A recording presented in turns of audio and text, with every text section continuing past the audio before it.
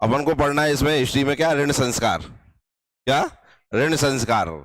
ऋण संस्कार का देखा जाए तो अपने, अब भारत तो नहीं कहूंगा क्योंकि भारत के लोग हर जगह हैं, नहीं तो अकेली भारत की बात करते तो भारत कहाँ नहीं है, भारत हर जगह आएगा। तो अकेली बात भारत की नहीं है, बात है हिंदू लोगों की। कौन से लोगों की? हिंदू लोगों की। हिंदू धर्म कह दीजिए, वैसे तो समुदाय है, ये संप्रदाय है एक। इनमें ऋण का बहुत बड़ा महत्व बताया है। काय का? ऋण का। ऋण नाम से ही समझ में आ रहा है ना किसी का कर्ज तो है अपने ऊपर, किसी ने तो कर्ज दिया अपने ऊपर। अब कर्ज काय का है हमारे ऊपर? ये कर्ज चालू हो जाता है जैसे ही हम माँ के पेट में आते हैं, तब से ही कर्ज चालू हो जाता है।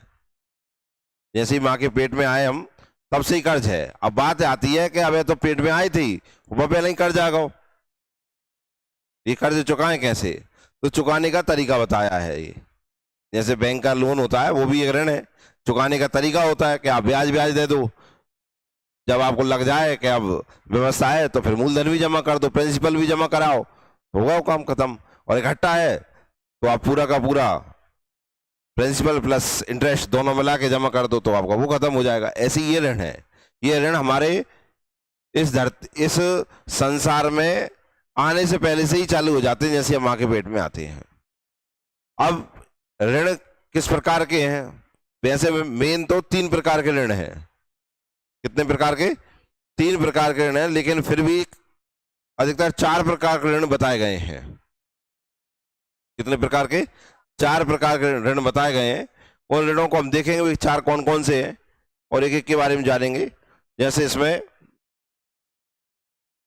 ऋण संस्कार में, अब ऋण, बात यह है कि हम पे आ तो गए ऋण, लेकिन हमें ऋणों के बारे में बताया किसने? कहीं तो लिखा होगा कि तुम पे ऋण हैंगे जे, तो वे ऋणों के बारे में हमें बताया किसने? तो यहां लिखा है कि भगवान श्री कृष्ण ने संसार प्रकट करने से पहले सृष्टिकर्ता ब्रह्मा पर कृपा करके वेदों का ज्ञान कराया।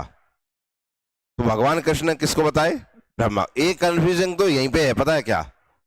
भगवान कृष्ण कब आए थे? द्वापर युग में। और ये बताते हैं कि भगवान कृष्ण को भी किसने बनाया था? ब्रह्मा जी को। और यहाँ भगवान ही कृष्ण कौन बता रहे हैं? ब्रह्मा जी को। तो समझ में नहीं आ रहा। और कब बता रहे हैं? संसार प्रकट करने से पहले ही। तो अब कृष्ण भगवान पहले आते कि ब्रह्मा जी पहले आते? कंफ्यूजन है कि नहीं है? तो इसको कंफ्यूजन को दूर करने के लिए आप भगवान कृष्ण से पूछें, ठीक है, या फिर ब्रह्मा जी के पास जाएं, दोनों में से जो आपको मिल जाए उनसे पूछना, ठीक है ना? तो वहां से आपका कंफ्यूजन दूर हो सकती है।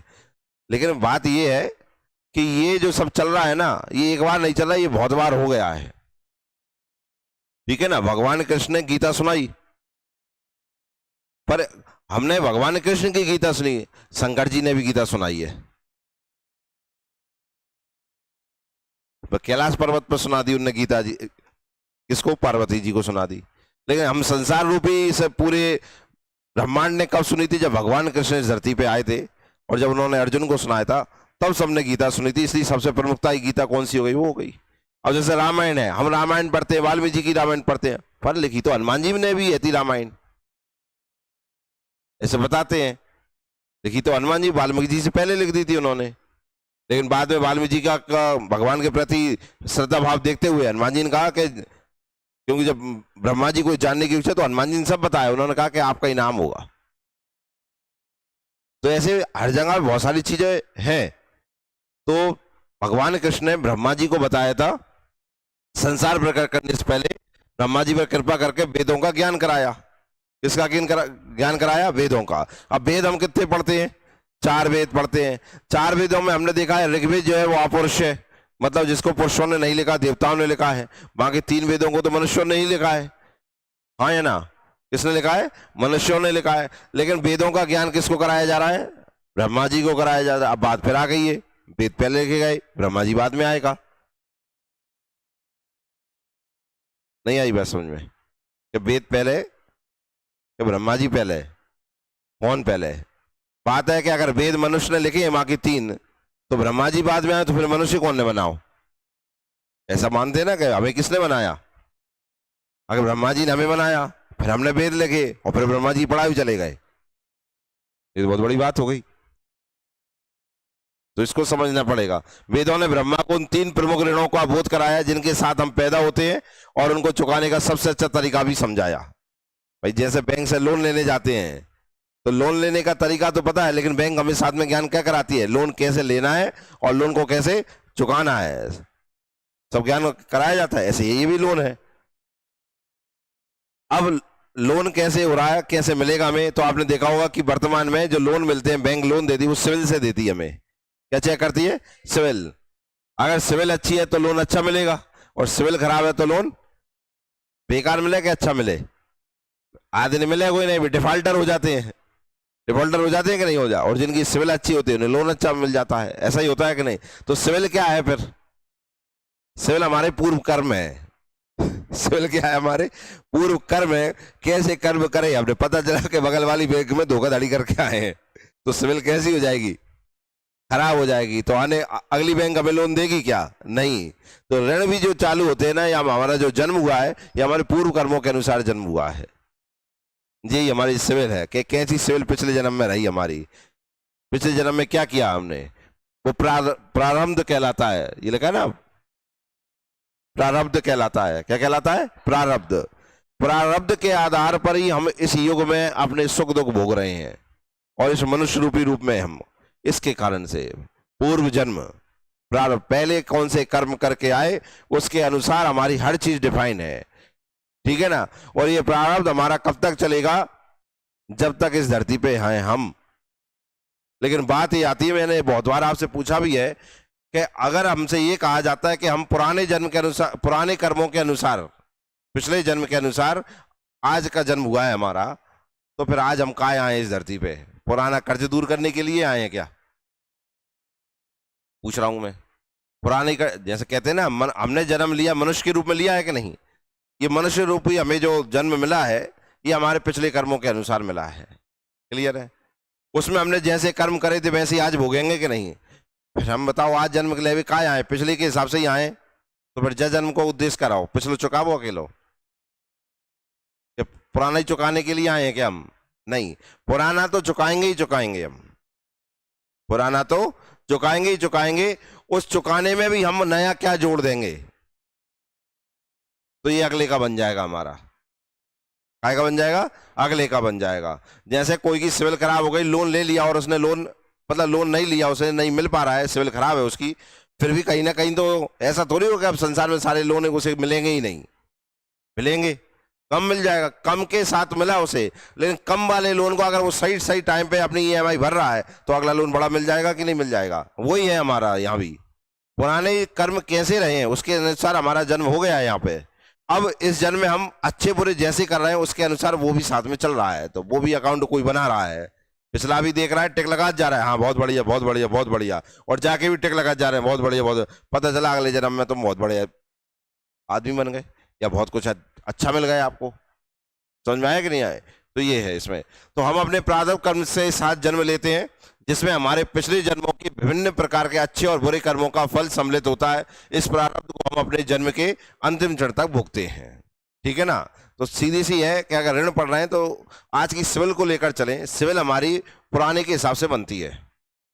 अच्छी है तो अच्छा लोन, बुरा है तो लोन ही नहीं या कम लोन। अगर कर्म इतने बुरे हैं तो अगले जन्म में तुम इंसान के रूप में आओगे ही नहीं। मीडियम चल रहे हैं, आ जाओगे, कोई दिक्कत नहीं है, तो जीवन मीडियम प्रकार का चलेगा। कर्म बहुत अच्छे हैं तो बहुत अच्छा है, और बहुत ही बेहतरीन कर्म है तो पता चला लोन देने वाले तुम ही बन जाओगे। समझ में आया कि नहीं आया? कहते हैं ना कि अगर आपने जीवन में भगवान की भक्ति की तो अगला जन्म फिर मनुष्य का नहीं, सीधे ऊपर ही भगवान के पास। भगवान ही कहेंगे तू यहीं रुक जा, अपनी बैंक में भर्ती हो जा, तू तेरी जरूरत अब नहीं है। ठीक है ना? कर्मचारी बन तू। शास्त्रों के अनुसार इन 3 ऋणों को चुकाने से हम अपने कई बुरे कर्मों के फल भोगने से तथा उनसे होने वाली पीड़ा से मुक्त हो जाते हैं।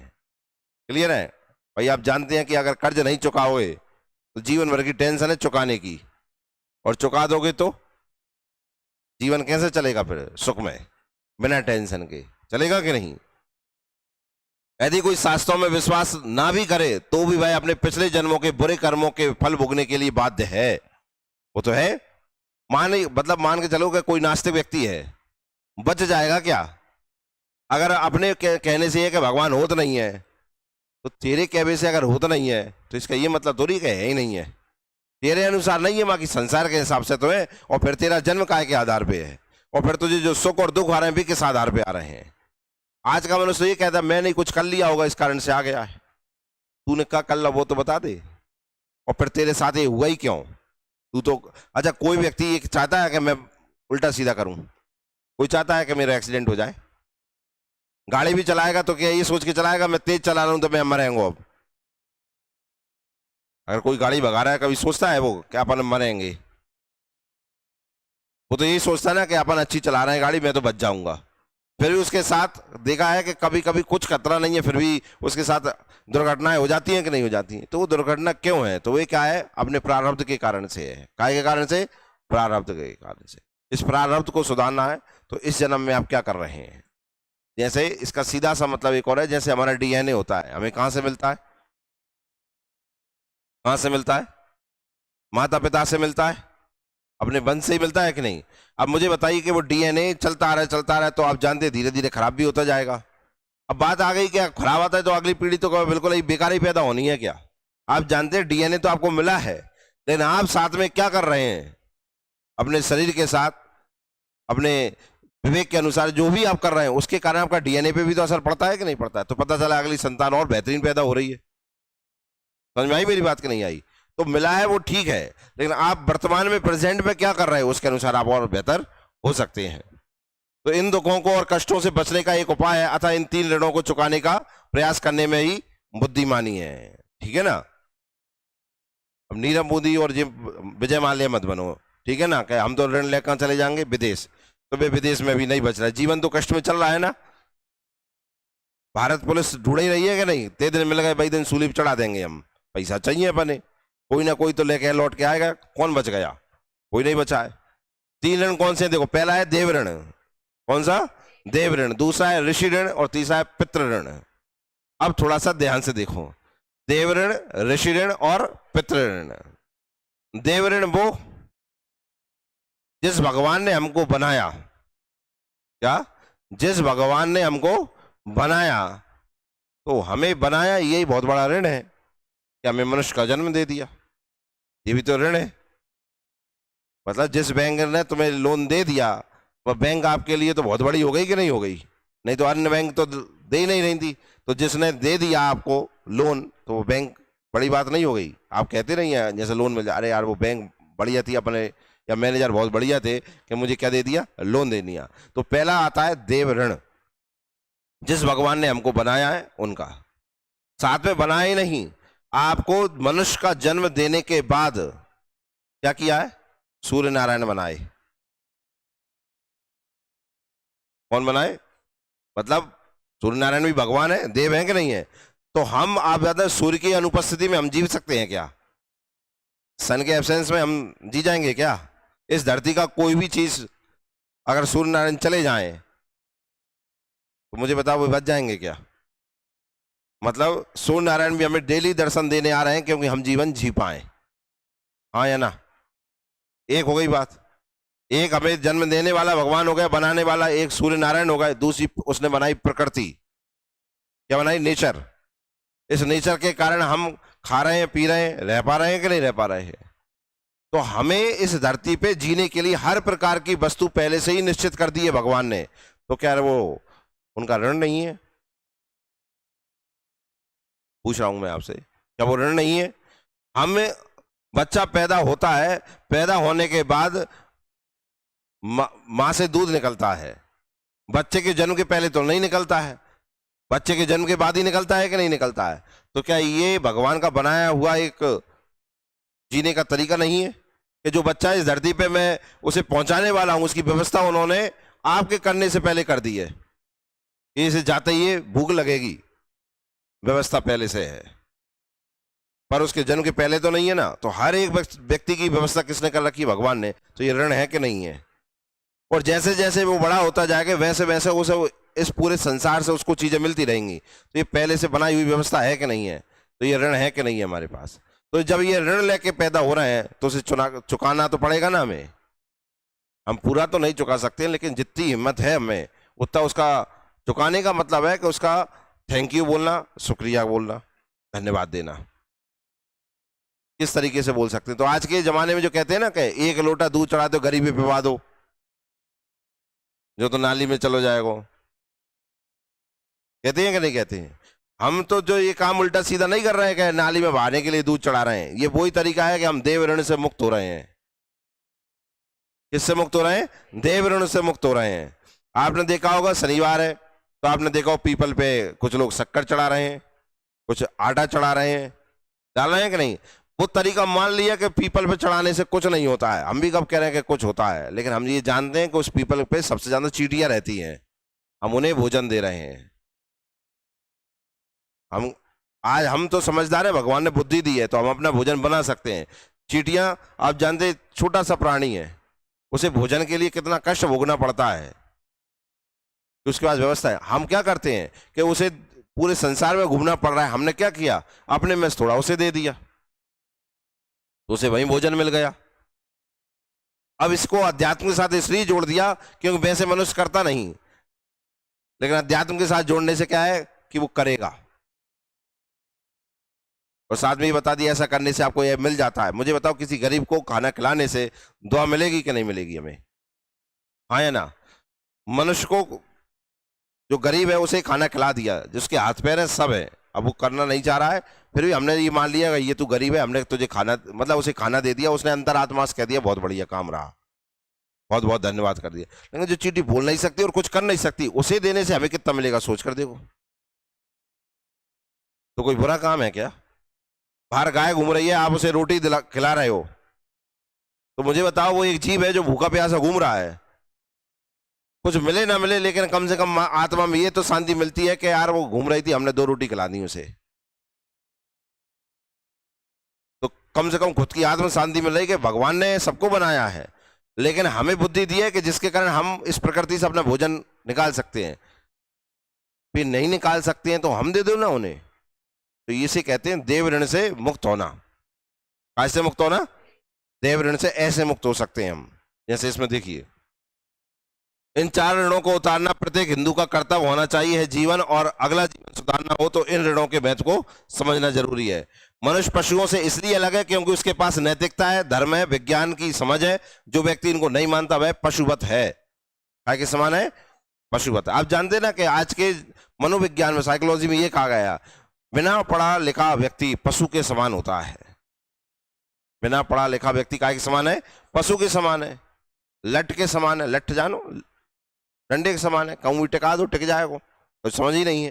तो जिनको, जो लोग इन्हें नहीं मान रहे हैं, वो काय के समान है? पशुवत है। क्यों चुकता करना होता है ऋण? ऋण क्यों चुकाना पड़ता है?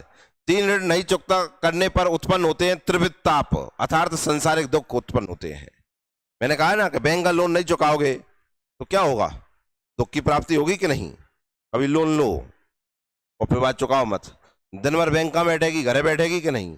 ला साहब लोन तो चाहिए, नहीं पता चला कि आपकी जो संपत्ति है उसे कुर्क कर रहे हैं, नीलाम कर रहे हैं कि नहीं कर रहे, तो दुख प्राप्त हो रहे हैं कि नहीं? ऐसे इन्हें नहीं चुकाओगे तब भी तो दुख ही प्राप्त होंगे कि नहीं हो? अब तुम मत मानो, तुमने ना मानने से थोड़ी कुछ हो जाएगा। तुम तो ये मान लो कि हमने बैंक से लोन लो, नहीं है, बैंक मान जाएगी? बैंक तो आएगी, तुम तो खूब चिल्लाओ, साइन करके आए हो तुम तो ऐसे ही है। मत मानो आप, फिर भी तो आप जानते हैं दुख तो आने हैं। ऋणों को चुकता नहीं करने से उक्त प्रकार के दुख तो उत्पन्न होते ही हैं, और इससे व्यक्ति के जीवन में पिता, पत्नी या पुत्र में से कोई एक सुख ही मिलता है, या तीनों में से वह वंचित रह जाता है। मतलब आप अभी बच्चे हैं, ठीक है ना, इसमें भी आपको क्या मिल जाए, ये अभी आप क्या कर रहे हो उसके अनुसार निश्चित है। मैं ये नहीं कह रहा हूं कि सुबह से होकर भगवान की अगरबत्ती लेकर बैठ जाओ, हे भगवान पीएससी सिलेक्शन, ले 2 अगरबत्ती, ले जा हाथ से नारियल, ले जा हाथ से मिठाई, परोपकारी जीवन चल रहा है, ले गैया घास दे दो, पूरा भर दो, गैया भी कह रही अब रहने दे, मतलब पेट भर गया मेरो, ठीक है ना, गरीब मिले सभी भोजन, और भगवान से श्याम का कहा पीएससी में कितने नंबर। ये नहीं कह रहा हूं मैं, कर्म तो कुछ नहीं किया ना, कर्म तो कुछ नहीं किया ना आपने, कर्म भी तो करना पड़ेगा कि नहीं करना पड़ेगा? वो तो आपने ऋण के लिए कर लिया, जीने के लिए क्या कर लिया, बनने के लिए क्या कर लिया? कुछ नहीं किया ना। तो इसमें ये लिखा है, ऋणों को चुकता नहीं करने से उक्त प्रकार के दुख तो उत्पन्न होते ही हैं, दुख तो आएंगे ही आएंगे, और कौन से दुख आएंगे? इससे व्यक्ति जीवन में पिता, पत्नी या पुत्र में से कोई एक सुखी मिलता है उसे। पिता बन गया, पता चला संतान नहीं हो रही, पता चला संतान तो हो गई लेकिन वह इतनी ज्यादा परेशान करने वाली है कि अब इनको जीवन और ज्यादा खराब हुआ। भी जक्कीत पर तुम पैदा ही ना होते देवता तो अच्छा था, ठीक है ना। पता चला कि शादी नहीं हो पा रही है, लाल पत्र नहीं कहा कि भगवान और 16 सोमवार कर करके मरी जा रही हैं और मर रहे हैं, लेकिन नहीं हो रहा है। कोई ना कोई कर्म तो कष्टमय वाला हो गया है कि नहीं हो गया है। कोई एक सुख मिलता है या तीनों में से वंचित हो जाता है। यदि व्यक्ति बहुत ज्यादा इन ऋणों से ग्रस्त है तो उसे पागल खाने, देखिए क्या है, पागल खाना प्राप्त होगा या जेल खाने में जाना पड़ेगा या दवा खाने में ही जीवन गुजारना होगा। अगर बहुत ज्यादा ग्रस्त है, उसने भी नहीं चुकाए, उसके घर वालों ने नहीं चुकाए, मतलब जो पिता, उसके दादा है, जो उसके पित्र है, उन्होंने किसी ने ही नहीं चुका रहा है, तो जो पैदा होता जा रहा है, आता जा रहा है, वो इतना कष्ट वाला होना है कि जीवन पर्यंत उसे इन कष्टों से भुगतना है। क्या तो पागल हो जाएगा या उसे जेल में जाना पड़ेगा या जीवन काल में गुजर जाएगा, बीमारी में गुजर जाएगा। कहते हैं ना, घर में सुना होगा पितृ दोष है, कहते हैं कि नहीं, तो पितृ दोष के कारण यही सब होता है। यही है वो पितृ दोष, यही निकल के आता है। अगर पितृ दोष का सही तरीके से आप पता करेंगे तो पता चलने पर यही होता है, सब जीवन कष्टमय में गुजरता है। तुम्हारे मानने और न मानने से कुछ नहीं होता है, जो है सो है। बात समझ में आई कि नहीं आई? कुंडली बनती है हिंदू धर्म में, नाम तो सुना होगा। उस कुंडली के अनुसार आप पिछला और अगला सब पता कर सकते हैं कि आपका जन्म इसी प्रकार से क्यों हुआ। किसी आईएएस के घर पैदा हो जाते, मुकेश अंबानी घर पैदा हो जाते। आपका जो जन्म है, जिस रूप में हुआ है, जिस घर में हुआ है, जिस परिस्थितियों में हुआ है, तो क्यों हुआ है, सब कुंडली बोल जाती है। अगला पिछला पूरा का पूरा हमारे मृत्यु तक का और मृत्यु के आगे तक का सब बता देती है कुंडली। बताने वाला होना चाहिए, बस मैथ हैगा, वो तो फॉर्मूला लगते हैं, सब बता देते हैं पूरा का पूरा। उसमें यह भी लिखा रहता है कि कैसे कैसे करने पे क्या कैसा कैसा होगा आपके साथ। कुंडली में सब लिखा रहता है कि कौन से कष्ट मिलेंगे, पर साथ में यह भी लिखा रहता है इन कष्टों से कैसे दूर होना है आपको। भाई लिख तो रहा है कि आपके साथ ये होगा और निश्चित है कि उस टाइम पे वो होगा, पर वो जाना ना हो पाए या हो ही नहीं, उसके लाने उसमें उपाय भी दिए रहते हैं। कर लो तो ठीक है, नहीं तो कष्ट में जीवन जाएगा ही जाएगा। त्रिविध ताप क्या है, अभी पढ़ा था ना, दुख है। सांसारिक दुख अर्थात आपको कोई भी जीव, प्रकृति, मनुष्य शारीरिक मानसिक रोग कष्ट देगा, इनमें से कोई ना कोई कष्ट देगा। इसे कहते हैं क्या, त्रिविध ताप। देवी दुख अर्थात आपको ऊपरी शक्तियों द्वारा कष्ट मिलेगा। कहते रहते ना, किसी ने कुछ कर दिया है, वो तुम पे ही कहा हो रहा है सब कुछ, तो कोई ना कोई आपका ऋण बहुत भयंकर बढ़ रहा है, उसके कारण आप पे ये चीजों का असर आ रहा है। तो आपने देखा होगा जिस लोगों से आप इन सब पूछते हैं, वो ये नहीं बताता कि दुआ में बंदूक की गोली दिया फिर नहीं होगा तो ही कष्ट। आपको कोई उपाय बताया जाता है कि आप ऐसा कर लो तो फिर नहीं होगा। ये कहा जाता है ना, कि ये कहा जाता है रुक जब वो व्यक्ति है वो दुआ में लट लगे जब आए मारवे, संसार से मुक्ति हो जाएगी तेरी, कोई दिक्कत नहीं आएगी। फिर ऐसा हो जाता है? ऐसा कोई बताता है क्या? क्या बताता है, इस भगवान के मंदिर जाओ, उस भगवान पे नारियल चढ़ाओ। इससे क्या कर रहा है वो, आपके जो पिछले जो गलत चीज हो गई है उन्हें क्या कर रहा है, सुधार रहा है। जैसे ही सुधार जाएगा तो देव ऋण से मुक्ति और शक्तियों का काम खत्म, अब आप सुख। बोले बड़ी चीजें। देव ऋण माना जाता है कि ये माना जाता है कि देव ऋण भगवान विष्णु का है। किसका है? क्योंकि आप जानते हैं भगवान विष्णु पालन करता है। कौन है?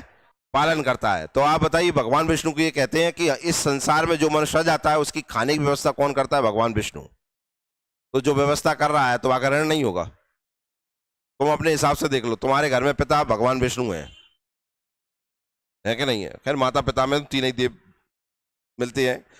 जब हमें पैदा कर रहे हैं तो ब्रह्मा जी हैं, पालन पोषण कर रहे हैं तो विष्णु जी हैं, और तुम गलती करने पे दो दे रहे हैं तो शंकर जी हो रहे हैं निरे विनाशकारी। ठीक है ना? फिर भी भगवान भोले भी कहते हैं उन्हें, गलती करने पे ही माता पिता आपको कुछ नहीं कहते हैं तो भोले भी हैं। तो माता पिता में तो कहते हैं ना, माता पिता को तो भगवान भी नमस्तक करते हैं, वे तो सबसे ऊपर रखा गया। क्यों रखा है? सारे रूप उनमें देखने को मिलते हैं। हर भगवान विष्णु कह रहे हैं पालन करता है, तो एक कैटेगरी में उन्हें डिवाइड कर दिया कि तुम पालन करोगे, ब्रह्मा जी निर्माण करेंगे, शंकर जी विनाश करेंगे, ये कहा गया ना। लेकिन माता पिता में तो सब रही है, इसलिए सबसे ऊपर किसको रखते हैं? माता पिता, तो उनका भी ऋण है हमारे पास, पितृ ऋण कहते हैं उसे हम। कौन सा ऋण कहते हैं? पितृ ऋण। और आप जानते पितृ ऋण में हमें पितृदोष कहते हैं। माता के ऋण से तो कभी मुक्त हो ही नहीं सकते हम।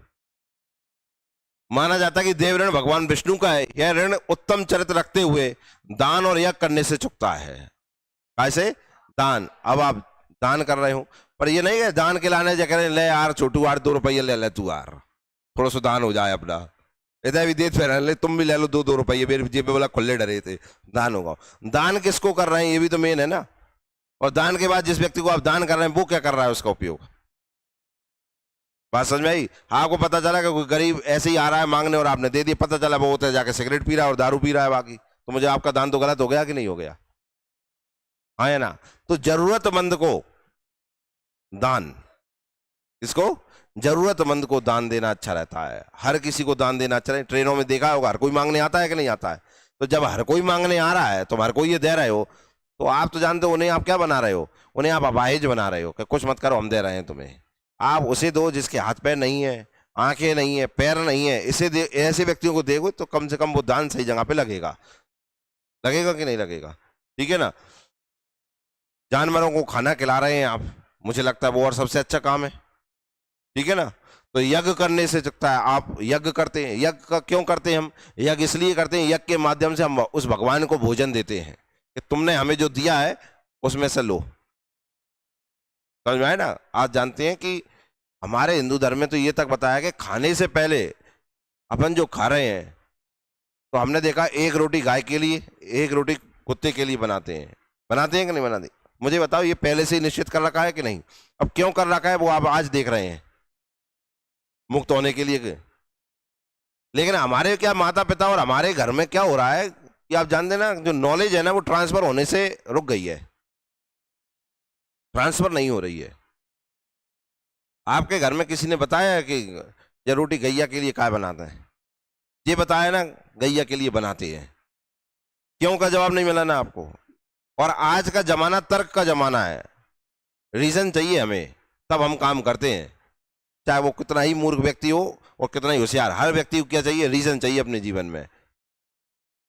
मैं भी आपका व्याल कुछ और पढ़ाने लगूंगा ना तो आप कहेंगे सर जी क्यों पढ़ा रहे हो आप वही पढ़ रहे हो जो आपके पीएससी के लायक है ना। आप इससे ऊंचा पढ़ोगे, सर आने ही नहीं है तो भयंकर का है, और कम पढ़ाऊंगा सर जी इतने सा थोड़ी आएगा। आप हमें उतना पढ़ाओ जितना जरूरी है, क्योंकि आपके पास रीजन है जानने का। आज का बच्चा जो हो रहा है, जितनी जनरेशन आ रही है, उसे चाहिए रीजन, तब वो काम करता है। बिना रीजन के वो कुछ नहीं कर सकता है। तो जानना आज हमें बहुत जरूरी है कि हम रीजन को जाने, क्योंकि आने वाला जो वंश है वो आपका वंश होगा, वो भी तो आपसे जानेगा, नहीं तो वो भी ऐसा ही होगा जैसे तुम हो, तुमसे खतरनाक बाय होने। तो हुआ क्या कि बहुत समय से सारी चीजें चली आ रही थी, लेकिन क्या है कि बच्चे कैसे हो रहे थे, आने वाला जो जनरेशन वो हो रही थी कैसी? तर्क वाली। उसे चाहिए तर्क। पढ़ाई लिखाई कर रहा है ना, पढ़ाई लिखाई से क्या आता है? हम तर्क करना सीखते हैं, उस तर्क के कारण बुद्धिमान बनते हैं, इंटेलिजेंसी आती है हमें, आईक्यू आता है हमें। जो व्यक्ति कभी किसी से तर्क नहीं करता वो डफ रहता है, बिल्कुल डम, कुछ मतलब का ही नहीं है। उसे जैसा कह दो वैसा करेगा वो। कारण तो पूछो मैं ऐसा क्यों करूं। किसी ने कहा गांधी पार्क चले जाओ, मान चल जाओ, भजा के बैठ हुए, माँ ने कही थी आगो में, जो तो जा भी तो पूछा तो गांधी पार्क पे मैं क्या करूं। कारण जानना हुआ कि नहीं हुआ। तो बात यह है कि हमारे घर में काम तो हुए, पर नॉलेज ट्रांसफर जो होती है ना वो रुक गई। घर में पूछो ना कि ऐसा क्यों, काम खत्म, वो मत चलाए। यही हो जाता है कि नहीं हो जाता? फालतू बातें मत बोले, भगवान से ऐसे प्रश्न नहीं करें, भगवान के काम में ऐसी बातें नहीं करें। अरे यार भगवान के काम में नहीं करेंगे तो और कहाँ करेंगे? बहाने बनाओ तो बहाने हमें काय बना दो, ये जानना बहुत जरूरी है। हमें मनुष्य बना रहा, बाहर जानवर बना दो, तो मुंह मनुष्य काय बनाओ, बाहर जानवर का, यही सबसे बड़ा प्रश्न है कि नहीं है? ये जानेंगे नहीं और कोई बताएगा नहीं, तो हम तो अब यार ऐसे कर्म करेंगे कि अगले में हम सुअर ही बनेंगे। नींद आ रही है? जो नींद आ रही होगी पढ़ने में, तुम समझ रहे हो ना अगले जन्म में कुंभकर्ण बनोगी, या फिर तुम समझ गए ना कौन ज्यादा सोता है, कौन सा जानवर ज्यादा सोता है? कौन सा? जिन्हें नींद ज्यादा आ रही है पढ़ने में। ऐसा बताते हैं जैसे घर पे यज्ञ चल रहा है, प्रवचन चल रहे हैं, जो प्रवचन में सो जाता है तो ये सब बताते हैं वो पिछले जन्म में कोई ना कोई पशु रहा होगा, जिसे भगवान का जो भजन कीर्तन हो रहा है वहां वहां नींद आ रही है।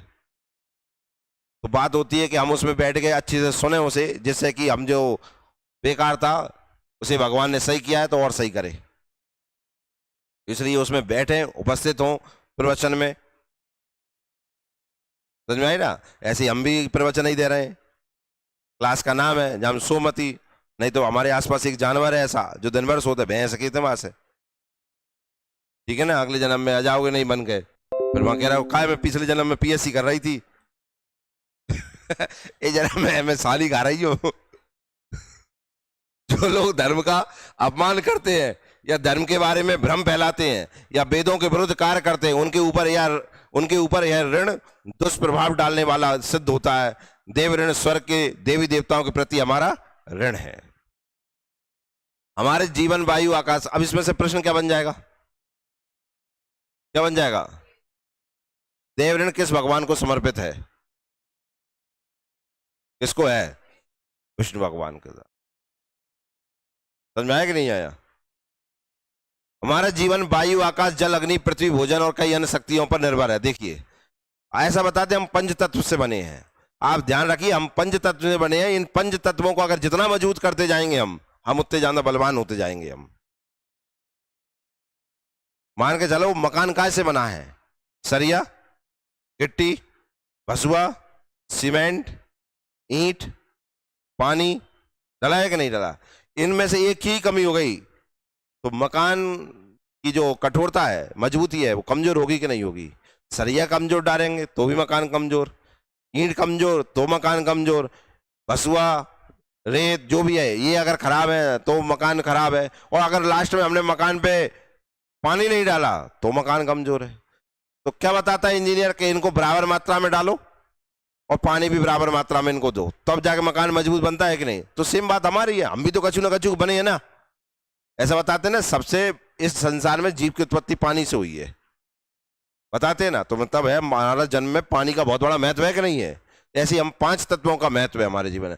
इन पांच तत्वों में से कोई भी कमजोर होगा तो असर काय पे पड़ेगा? किसमें पड़ेगा? पड़ोसी पे क्या अपन पे?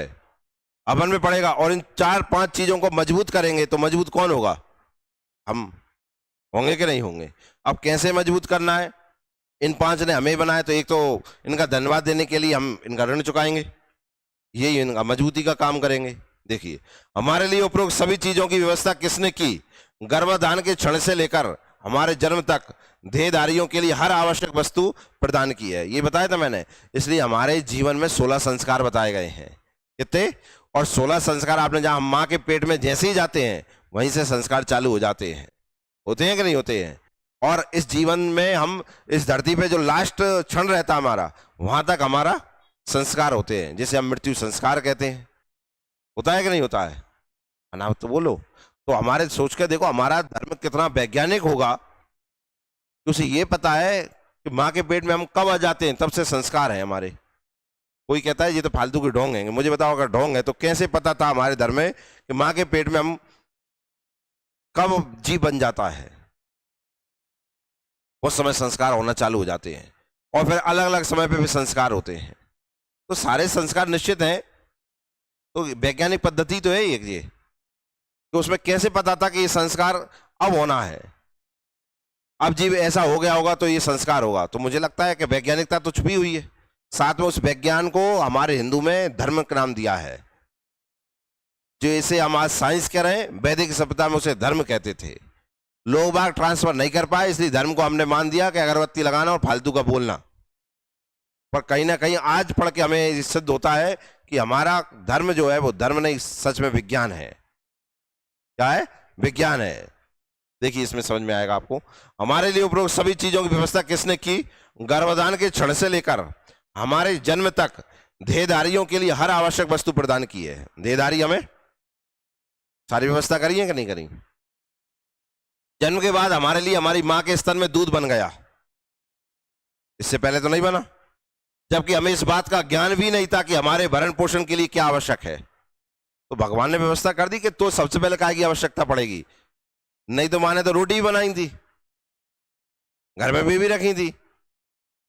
तो तुम्हारे लिए वो जरूरी नहीं है, भगवान ने ही निश्चित कर दिया तुम्हारे लिए क्या जरूरी। तो आपने सुना होगा कि जिस बच्चे का जन्म हुआ उसे सबसे ज्यादा जो आवश्यक होती है वो माँ के दूध की आवश्यकता रहती है। वो नहीं मिलता है तो आप जानते बच्चा कुपोषण का शिकार हो जाता है। होता है कि नहीं होता है? बुद्धि कमजोर हो जाती है। तो भगवान ने अपने खुद अपना विकास सही हो उसके लाने हर चीज की व्यवस्था हर टाइम से की है कि नहीं की है? तो इतना कुछ उसने ध्यान रखा है हमारा, तो हमारा भी तो कुछ फर्ज बनता है कि हम उसके लिए कुछ करें। पूछ रहा हूं मैं आपसे, भगवान ने सूर्य देवता, पवन देवता, अग्नि देवता, वरुण देवता, सरस्वती देवी, धरती माता, अन्नपूर्णा देवी जैसे कई देवी देवताओं के माध्यम से हमें सब कुछ प्रदान किया है। सबका योगदान है कि नहीं है? आप कहते नहीं भाई तो फालतू की बातें हैं, तो एक काम करो, कल से सूर्य नारायण से मुंह मोड़ लो तुम। मैं तो घर में से निकलना ही नहीं रहा हूं, ये तो सूर्य नारायण ने देखा ही नहीं रहा हूं। मुझे लगता है जीवन तुरंत खत्म हो जाएगा। हो जाएगा कि नहीं हो जाएगा? अपने शरीर चलाने के लिए आवश्यक पदार्थ बिना परिश्रम के उपहार के रूप में प्रदान करने के लिए हमें उनके ऋणी है। इसलिए हमारे शास्त्र यज्ञ द्वारा स्वर्ग के देवी देवताओं के प्रति अपनी कृतज्ञता व्यक्त करने का उपदेश देते हैं।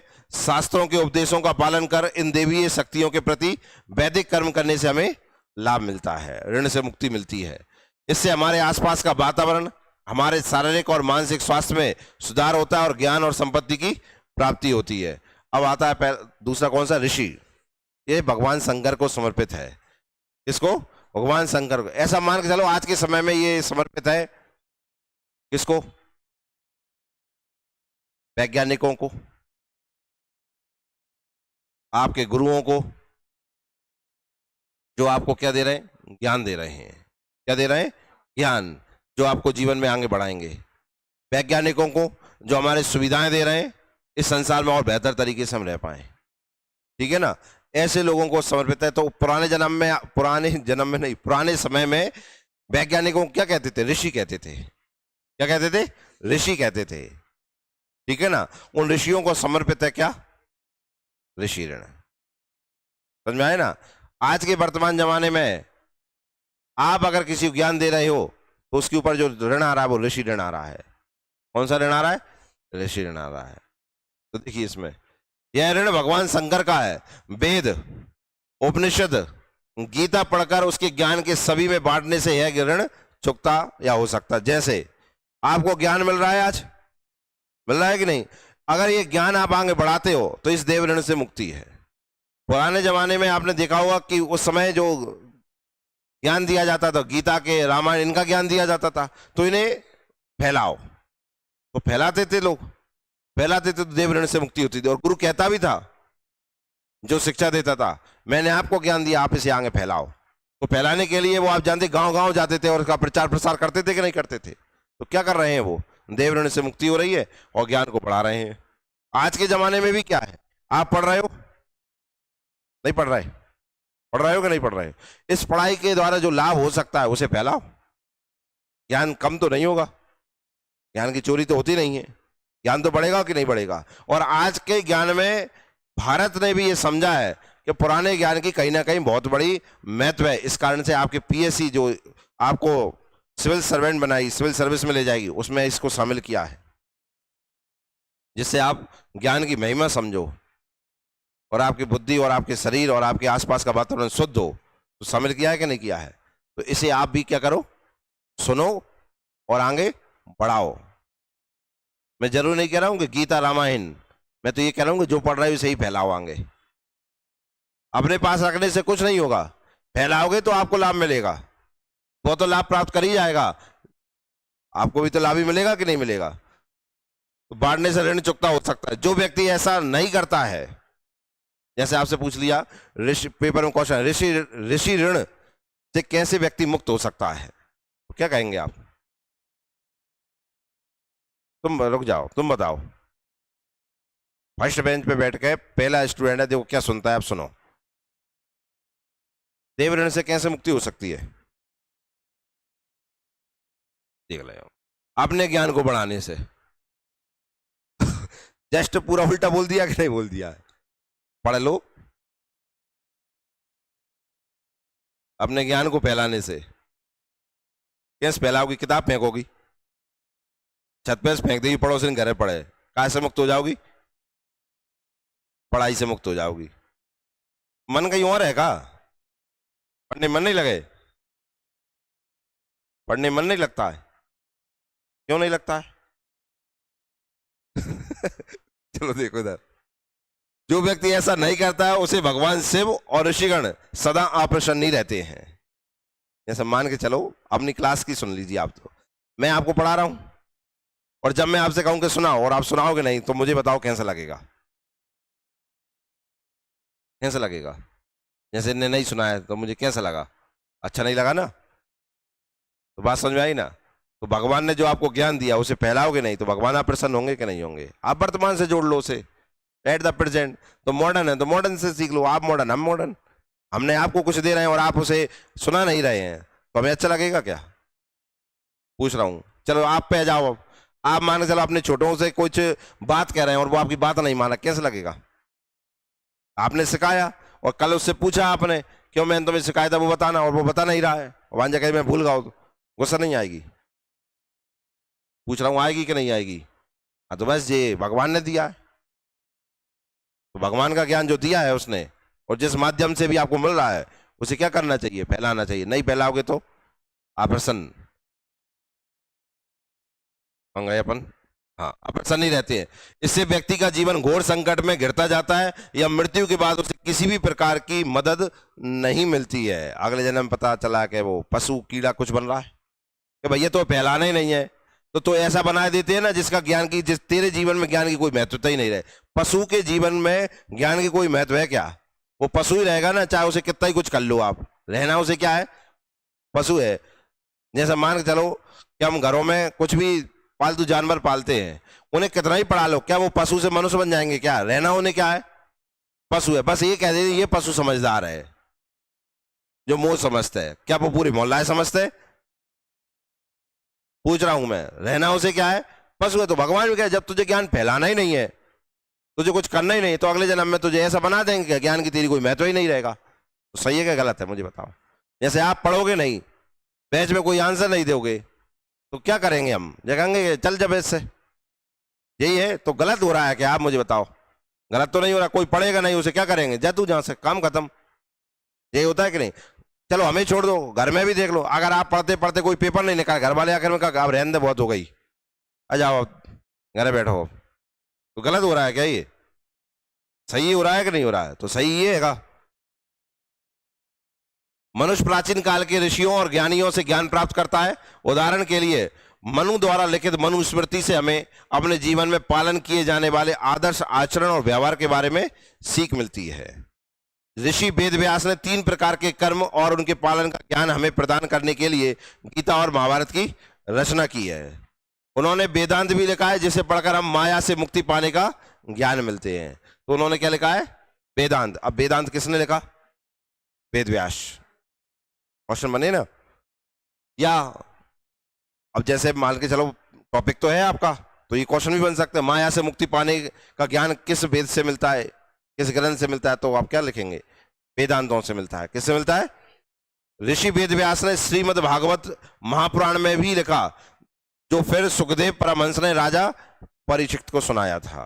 ये आपने पढ़ा होगा या सुना होगा या टीवी देखा होगा। श्रीमद् भागवत साधकों की विशुद्ध भक्ति का ज्ञान प्रदान करता है। भागवत गीता है वो क्या पढ़ती है? शुद्ध ज्ञान देती है हमें। आप जानते हैं आज सबसे ज्यादा जो पूरे विश्व में बोलबाला है वो गीता का बोलबाला है। आइंस्टीन से लेकर बड़े से बड़े हमने वैज्ञानिक और आध्यात्मिकों के मुंह से सुना है कि हमने गीता पढ़ी है। चाहे भारत नहीं, भारत के बाहर भी क्या पढ़ी है? गीता पढ़ी है। आपने देखा होगा अरविंद केजरीवाल जेल में बंद थे, उन्होंने क्या मांग रखी थी? गीता रामायण की मांग रखी थी कि नहीं रखी थी? गीता हमें शांति प्रदान करती है, गीता हमारे ज्ञान का विकास करती है, गीता हमें उस छोटे से ज्ञान को बहुत बड़ा बता के चलती है, जिसे निगलेक्ट कर सकते थे उससे ही हमें बहुत कुछ दे जाती है। गीता में ये ताकत है। हमें लिखी कब गई थी, सुनाई कब गई थी, पर बात यह है कि उसका ज्ञान आज भी ऐसा है जैसे आज ही लिखी गई थी। उसकी महिमा कभी खत्म नहीं हो रही है। अपन महिमा कह लीजिए, अपन कह सकते हैं उसका सिद्धांत कभी फैल नहीं होगा, उसका फॉर्मूला। जिस समय आप उसे पढ़ना चालू कर दें उसी समय से विकास है। जिन परिस्थितियों में पढ़ना चालू कर देंगे उसी परिस्थितियों से ऊपर उठने चालू हो जाएगा हमारा। गीता में ये सब छुपा हुआ है। अब अगरबत्ती लगा के पढ़ना एक अलग बात है, समझना एक अलग बात है। दोनों में अंतर है। एक भगवान के लिए पढ़ दी, एक खुद के लिए पढ़ दी। आज के समय में खुद के लिए पढ़ो, ठीक है ना। अपने आप किसके लिए पढ़ी हो जाएगी? भगवान के लिए। भगवान कभी नहीं कहता मेरे लिए कुछ पढ़ो, ठीक है ना। माँ ने तुम्हें भेज के और बुद्धि दी है कि तुम पहले तुम्हें पढ़ो, यही मेरा ऋण से मुक्त होना है। ये कह रहा है कि नहीं कह रहा है? इसी तरह अनगिनत अन्य ऋषियों ने हमें प्रबुद्ध कराने के लिए कई अन्य ग्रंथ लिखे हैं। इस प्रकार मनुष्य अनेक ऐसे ऋषि मुनियों की ऋणी है जो सच्चे ज्ञान के स्रोत है, जिससे मनुष्य माया के बंधन से मुक्त हो सकता है। माया के बंधन से मुक्त होना, मोक्ष की प्राप्ति होना। मानव जाति को ज्ञान प्रदान करने वाले इन संतों के हम ऋणी हैं। इस ऋण को ऋषि ऋण कहते हैं। इस ऋण को चुकाने के लिए हमसे यह अपेक्षा की जाती है कि हम शास्त्रों को पढ़ें और सीखें और हम दूसरों को भी वह ज्ञान प्रदान करें। क्लियर है? जैसे मान के चलिए कि घर में माता पिता पढ़े लिखे नहीं हैं और वे अपने बच्चों को भी पढ़ाते नहीं है। आप जानते हैं माता पिता से ज्यादा बुरे कौन होंगे? उनके मोड़मोड़ी होंगे कि नहीं? हाँ या ना? पूछ रहा हूं। अब उनका दोष नहीं था, आज दोष हो सकता है, बड़े हो गए, लेकिन जब पैदा हुए थे तब पढ़ाने का फर्ज माता पिता पे था, उन्हें पढ़ाया नहीं, वे और उनसे भयंकर हो गए, तो ये दोष लगेगा कि नहीं लगेगा? हाँ या ना? तो ये भगवान ने तो पहले से ही व्यवस्था कर दी ना। आपको जन्म होते ही क्लास मिले ना मिले, लेकिन घर में पूजा मिलेगी आपको। घर में पूजा हो रही है, रामायण हो रही है, ये सब मिलता है कि नहीं? तो भगवान ने ये आपके मन में डाल दिया ना कि भाई सब पढ़ने पड़ते हैं, इन्हें भी करना पड़ता है, इन्हें भी। हाँ या ना? अपने आप समझ में आ जाता है ना कि यार पढ़ना तो पड़ेगा, भगवान के मंदिर तो जाना पड़ेगा, वहां भी कछु ना कछु कहना पड़ेगी भगवान से। तो सब भगवान ने व्यवस्था कर रखी है कि नहीं कर रखी है? इस उद्देश्य को पूरा करने के लिए ब्रह्मचर्य आश्रम और संन्यास आश्रम रखा गया है। वैसे तो ईश्वर प्राप्ति से पहले सभी के लिए सब शास्त्रों का पूर्ण ज्ञान प्राप्त करना असंभव है, लेकिन हमसे ज्ञान प्राप्ति का प्रयास करने की अपेक्षा रखी जाती है। सब कहा है भगवान ने, ऐसा किसी पे सख्त नियम नहीं तो पूरे शास्त्र ही पढ़ने पड़ेगी। उन्होंने कहा पूरा कोई नहीं पढ़ सकता है, फिर भी पढ़ना चाहिए ही चाहिए।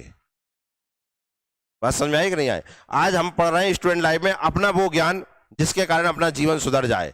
जब एक बार जीवन सुधर जाएगा तो मैं तो ये कहता हूं कि आपको इनको पढ़ना चाहिए, समय ही बहुत मिलेगा। बुक रीडिंग तो सबसे अच्छी रीडिंग है। पढ़ने से आपको क्या मिलेगा? ज्ञान ही बढ़ेगा। ट्रांसफर करोगे अपने आप, कुछ डीएनए से ट्रांसफर होगा। जैसे डीएनए ट्रांसफर समझते हो ना, अभिमन्यु को चक्रव्यूह का ज्ञान माँ के पेट में मिला था कि नहीं? तो जब आप किताब पढ़ रहे होगे तो ट्रांसफर तो हो ही रहा होगा ना। तो पहले तो पढ़ ही लो, कम से कम वहां से ट्रांसफर होगा। और बोल और दिया तो सोच को कितना काम हो जाएगा। पढ़ने से प्रभाव तो पड़ेगा ही पड़ेगा आने वालों पे। बोल और दिया तो कितना प्रभाव पड़ेगा, सोच सकते हैं कि नहीं सोच सकते? तो इसलिए पढ़ना भी जरूरी है और बोलना भी जरूरी है। पितृ ऋण को कल पढ़ेंगे, ठीक है ना? समझ में आया ऋण?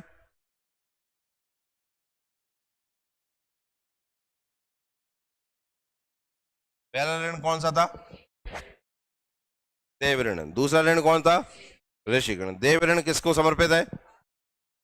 किसको? भगवान विष्णु को क्या माना जाता है? पालन करता है। तो इसका मतलब है कि जिन्होंने जो हमारा पालन कर रहा है उसका धन्यवाद देना, उसको धन्यवाद देना ही देव ऋण से मुक्ति है। दूसरा पढ़ा हमने कौन सा? ऋषि ऋण।